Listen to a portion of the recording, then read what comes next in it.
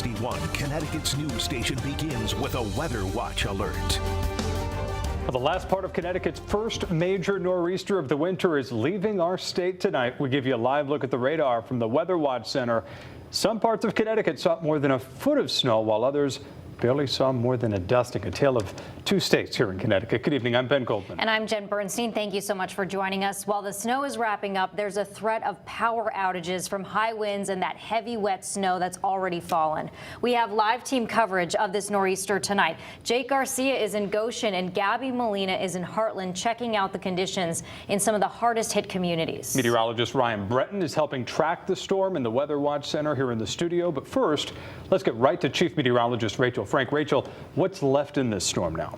We still have another hour or two left of snow before things really start to shut down. And in some areas, you can actually see some drier air that has already started to work into the state, especially for areas east of Hartford. But in the Hartford area right now, snow has actually filled back in again. And we're seeing more of a decent burst right now in Harwinton, down through Plymouth, where those are areas that don't need any more snow and saw plenty earlier today. We're also seeing some moderate snow from Middlebury down through Oxford and Seymour. Meantime, I wanted to show you Litchfield County, where things are cutting off right now in Kent, which is good news for you guys. We're also seeing some drier air working into southeastern Connecticut and a last gasp here along the 395 corridor through Plainfield and Killingly.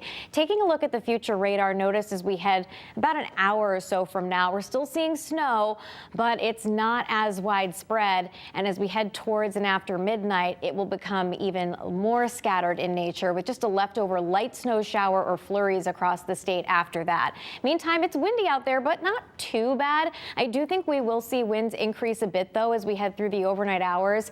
Most gusts will be up between 35 to 40 miles per hour, but there could be a few isolated wind gusts up around 45, maybe 50. Best chance for that would be along the immediate shoreline and also in northwestern Connecticut. And we definitely don't want to see that because that's the area that got the most snow. Temperatures are near or below freezing in parts of western Connecticut. Norwich is there. We're still above freezing in the Hartford area, but we are headed back around 30 degrees as we head towards daybreak tomorrow. Tomorrow's a blustery day. There is a chance for some early morning icy spots just with everything we saw today and temperatures dropping near freezing as we head towards daybreak.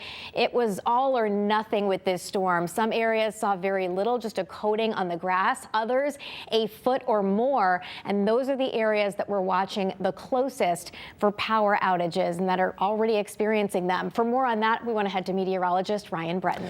Rachel, that's about as tight as a difference you'll see. And in the places that didn't get the snow, you can kind of be lucky or feel lucky, because in the places that have more than 8, 9, 10 inches of wet, heavy snow, it's a real problem tonight. Goshen, nearly the entire town without power. Cornwall, about 72%.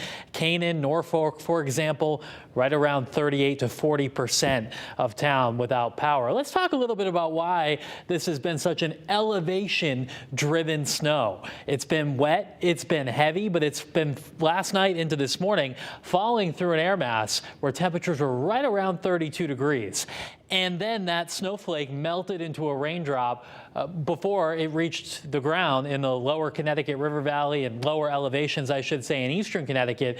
So there just wasn't any snow that was able to make it below about 500 feet. 700 feet seemed to be the cutoff to the real significant snowfall accumulations. And some of you saw differences of several inches within your own town just because of the elevation. If you're on a lower part of town, on the lower side of things, but some of you who were on the higher end, in a higher spot in town, may have seen several more inches. A really impressive storm, all driven by elevation, and in the places that didn't get the snow, you got a lot of rain, which was a problem in and of itself. Jen and Ben, back to you. Ryan, thank you very much. And as you were just talking about, power outages have been a significant concern with this nor'easter. Eversource has restored power to more than 12,000 customers today, but now more than 6,500 still remain without power tonight. Many of them specifically in the Litchfield Hills.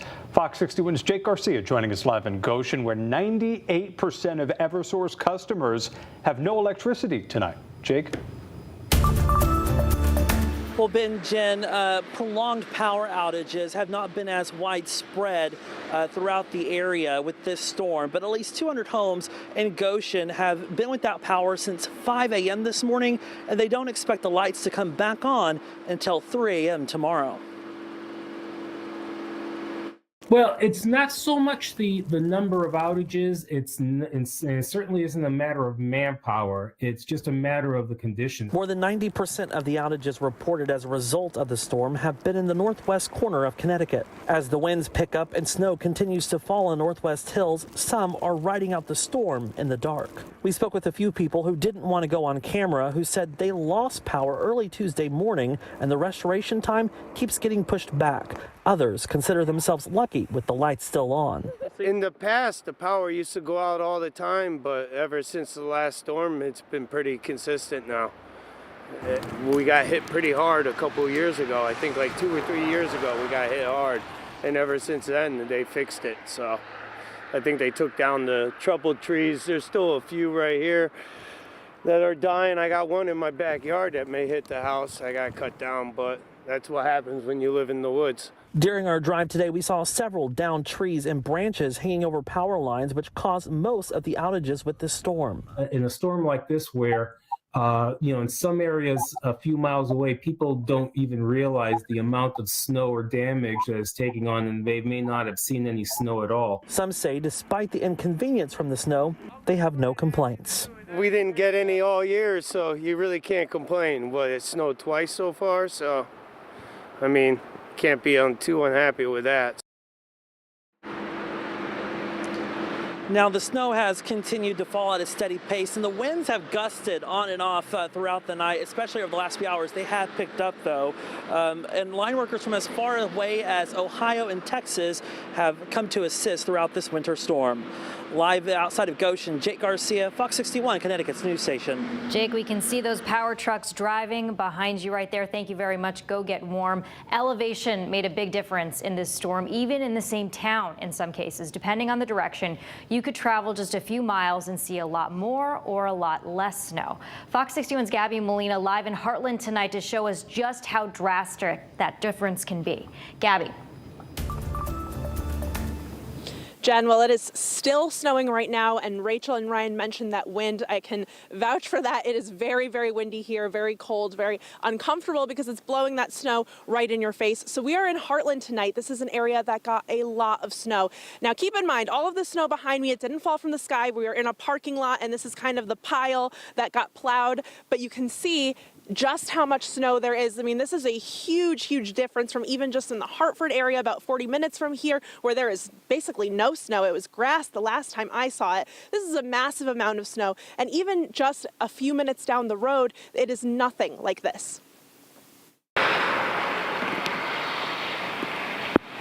A mid-March reminder that winter is still here. It's 60 degrees one day, and the next day it's 20 degrees and snowing, but I mean, that's New England for you. In Granby, the storm brought a wet, heavy snow that was tough to shovel. It was really tough today because the snow is, bottom layer is very slushy. Yeah, 100%. Very heavy snow, pick up, move around, so we got to go to work out in today. And weighed down heavily on trees and power lines, leaving many without power. I had to get the generator going, and luckily I had that, so I got heat and water and everything like that. But elevation played a huge role in just how much snow you saw. This looks like nothing down here, compared to what's up there. It's at least double this, if not more.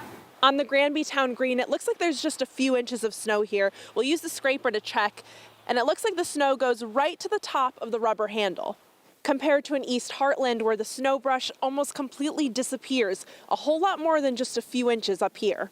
219 is a road that runs to Barkhamsted. We see a lot of trees down over there, a lot more snow accumulated than over in Heartland, up Mountain Road, but they usually get a foot or two more snow. The storm dumping snow on the Heartland area, about 18 inches. A stark difference from just a few miles down the street in the lower part of Granby, which got about 8. Something people say is typical for winter around here. If it's raining down here, it's probably snowing up there, so. And again, the snow just continues to fall here tonight, more than 24 hours later.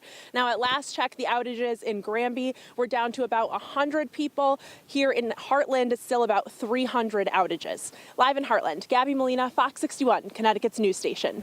That is wild, Gabby. Thank you so much. Very different from what it looks like here in Hartford. You can scan the QR code on your screen right now to download our Fox 61 app. That's where you can find the latest radar, hour-by-hour forecast, closings, and other important information to keep you updated.